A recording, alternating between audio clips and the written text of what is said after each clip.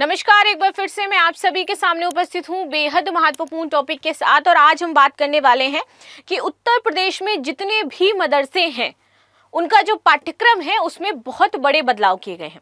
क्या बदलाव किए गए हैं, क्यों ये बदलाव बहुत ही ज़्यादा महत्वपूर्ण हो जाते हैं और सरकार ने ऐसा कदम क्यों उठाया है, इन सारी चीज़ों के बारे में हम इसमें डिस्कस करने वाले हैं। मेरा नाम है प्राची मिश्रा एंड संस्कृति IAS के इस यूट्यूब प्लेटफॉर्म पर आप सभी का बहुत बहुत स्वागत है। वीडियो अंत तक जरूर देखिएगा क्योंकि बहुत ही महत्वपूर्ण चीजें मैंने इसमें कवर करी हैं।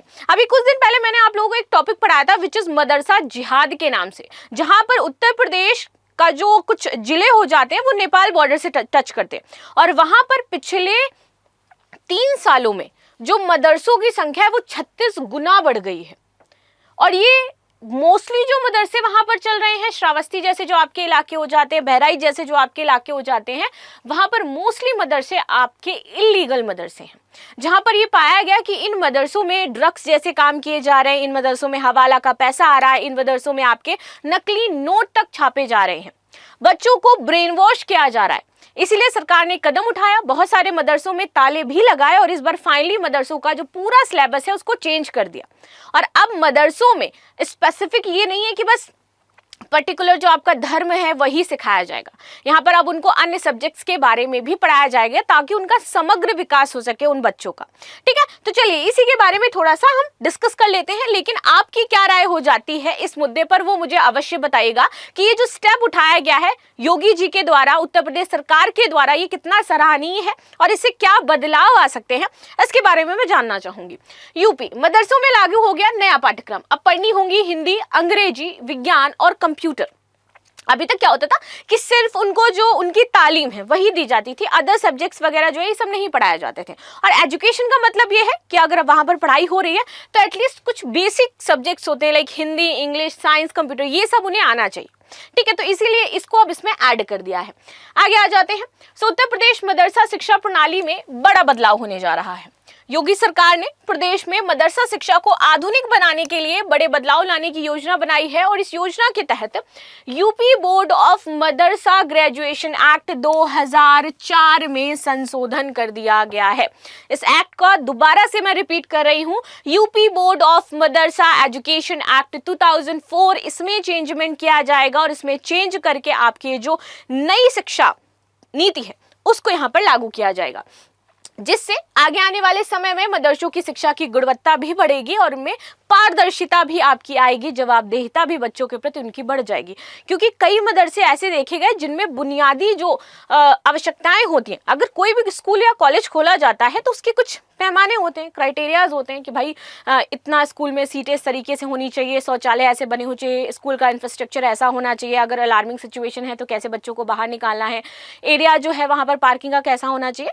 तो इन सारे मापदंडों के तहत वहाँ पर निर्माण किया जाता है। But most of the Madrasa in the UP they don't follow these guidelines और इसी वजह से यहाँ पर अब इनमें दबाव बनाया जा रहा है। आगे बात करते हैं। प्रस्तावित सुधारों की कुछ मुख्य बातें हो जाती हैं। कक्षा 10 तक हिंदी और अंग्रेजी यहाँ पर अनिवार्य विषय अब रहने वाले हैं, जो कि पहले बिल्कुल भी नहीं हुआ करते थे। तो क्लास 10th तक अगर कोई यहाँ पर मदरसा में शिक्षा ले रहा है तो हिंदी और इंग्लिश उसको पढ़ना ही पढ़ना पड़ेगा।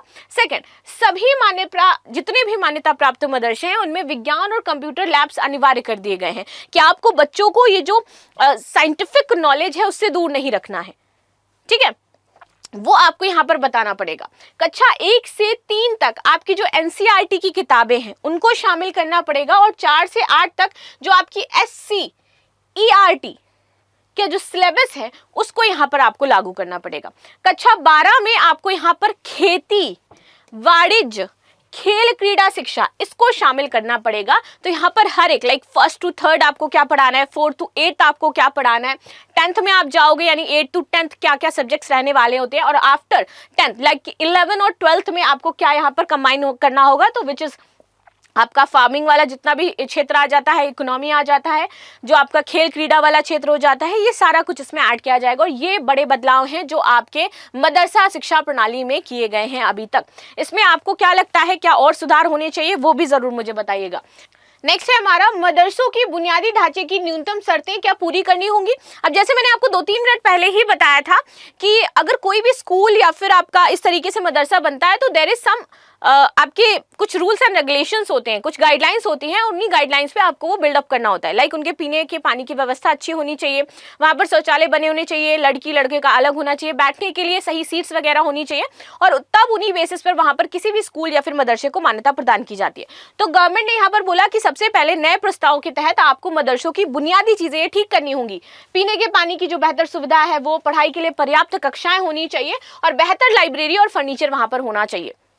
ठीक है, तभी आप ये सारी चीजें आगे प्रोसीड कर सकते हो। और इसी को जब मैं पढ़ रही थी तो मुझे एक रिकॉल हुआ कि मैं राजस्थान में एक वेडिंग में गई थी, and it was my friend wedding, और वहां पर एक स्कूल बना हुआ था बिटवीन दी, पूरा जो लैंड था, मतलब खेत होते हैं ना, उसी खेत के बीच में सेंटर में एक छोटा सा स्कूल था। There is no any chair, there is no any cooling capacity, मतलब मुझे लगता है कि वहां पर पंखा भी ढंग से नहीं लगा हुआ था। देयर इज ओनली 50 और 60 student and there is 5 and 6 teachers. पीने का पानी जो है ना वो चबूतरे के बाहर नीले ड्रम में रखा हुआ था, वो भी खोलता हुआ दोपहर के टाइम में वो गर्म पानी पी रहे थे। There is no any washroom, even not a single washroom, वहां पे कोई भी वॉशरूम नहीं था। बच्चे जो है वहीं जमीन में, इतनी तपती गर्मी में वो जमीन में फट्टे पे बैठे हुए थे, और ये वहां के सरकारी स्कूलों का हाल है। तो मुझे लगता है कि राजस्थान में जरूर गांव एरिया में जाकर के सर्वे करना चाहिए कि ये जो स्कूल बने हैं, स्कूल के नाम पर उतनी बड़ी जमीन ले रखी है उस व्यक्ति ने जिसने भी वहां पर बनवाया होगा, वो पूरा खेत, उसमें एक छोटा सा स्कूल बना रखा है जहाँ पे कोई भी सुविधा नहीं है। टीचर्स को तो सरकारी पैसा मिलता है, लेकिन वो बच्चे क्या करें बेचारे जो वहां पर जा रहे हैं, और इसीलिए वहां पर बच्चे पढ़ने नहीं आ रहे हैं। वो वहां पर शहरों में पढ़ने जाएंगे, क्योंकि वहां पे कोई जब व्यवस्था ही नहीं है तो वो प्राथमिक शिक्षा प्राप्त करने वहां पर कैसे आए, जब वहां पे पीने के पानी तक उनको ढंग से नहीं मिल पा रहा है, राइट। तो अगर आप भी राजस्थान से और आपने कहीं पर इस तरीके की चीजें देखी, तो प्लीज गवर्नमेंट का थोड़ा सा ध्यान उधर की तरफ करिए, ताकि उन बच्चों को बेहतर सुविधाएं वहां मिल सके। यूपी मदरसा बोर्ड सभी छात्रों के मार्कशीट डिजिटल किए जाएंगे। उन्होंने बोला कि जितने भी यूपी मदरसा बोर्ड से छात्र पढ़ रहे होंगे, सबकी मार्कशीट डिजिटलाइज होनी चाहिए, ताकि पारदर्शिता यहाँ पर आए, पता चले कि क्या पढ़ाई कर रहे हैं वो। सरकारी शिक्षकों के लिए खास शिक्षक प्रशिक्षण कार्यक्रम भी शुरू किया जाएगा, ताकि शिक्षकों को जितनी भी नवीन शिक्षा प्रणाली है, कैसे बच्चों को पढ़ाना है, डिजिटलाइज होकर के कैसे पढ़ाना है, क्या उनको समझाना है, वो भी ट्रेनिंग यहाँ पर दी जाएगी। क्योंकि मदरसा शिक्षक कई बार उनको नहीं पता होता है, तो यहाँ पर शिक्षकों को भी अब ट्रेनिंग दिलवाई जाएगी। आगे बात करते हैं मदरसा को लेकर के यूपी में स्थिति क्या हो जाती है, ये समझते हैं, क्योंकि ये बहुत ही ज्यादा जरूरी है। और यूपी में हर बार जब भी मदरसे का नाम जुड़ता है तो कुछ नेगेटिव वे में ही हम उसको सुनने में आते हैं। सबसे पहले बात करें तो वर्तमान में जो यूपी में मदरसे हैं वो हैं कुल आपके 13,229। ये है मान्यता प्राप्त, सिर्फ इतने पूरे यूपी में मान्यता प्राप्त हैं, जिसमें से लगभग अगर हम बात करें तो 12,35,000 छात्र छात्राएं इसमें पढ़ाई कर रहे हैं। और ये बहुत ही ह्यूज नंबर हो जाता है, 12,35,000 छात्र छात्राएं।